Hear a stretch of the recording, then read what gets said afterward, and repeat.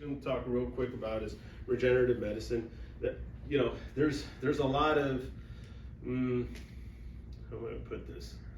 There's a lot of stuff going on right now with regenerative medicine, and it's very new, right? And there's not a lot of studies out there that will support doing regenerative medicine at this time. The one that has the most studies is PRP, which is platelet rich plasma. The problem with these is, number one, your insurance does not cover it, okay? So if someone comes in and tries to sell you regenerative medicine, because there are talks on regenerative medicine and stuff like that, you gotta understand, number one, that it's not covered by insurance. I mean, this is stuff that you have to pay out of pocket. The other thing is, you have to understand, you have to be a candidate for this stuff, right? If you're bone on bone, let's say your knee is bone on bone, there's no space there.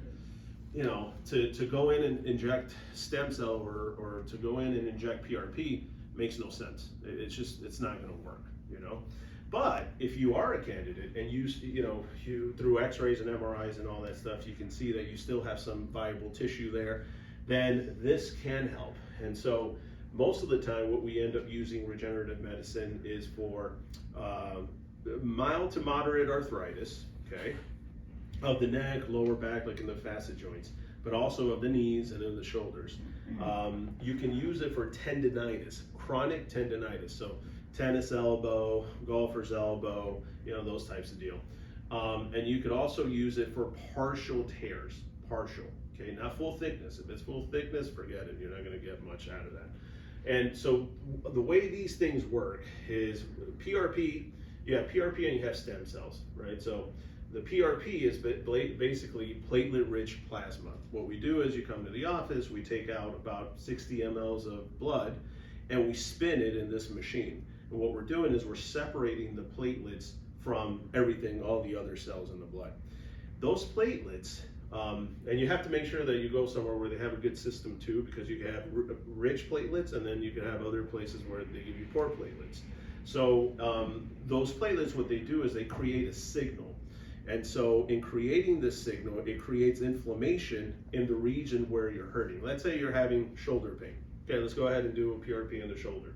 We do the injection, we put the platelets in there, the signals come out, and your healing cells basically start looking for that inflammatory cascade, and then they start the healing process, right? So it's more of a healing thing than it is an anti-inflammatory thing. So cortisone you inject, you minimize inflammation, you help the pain right away. Stem cell and PRP is more to help with healing. It's kind of like having surgery without having surgery, right?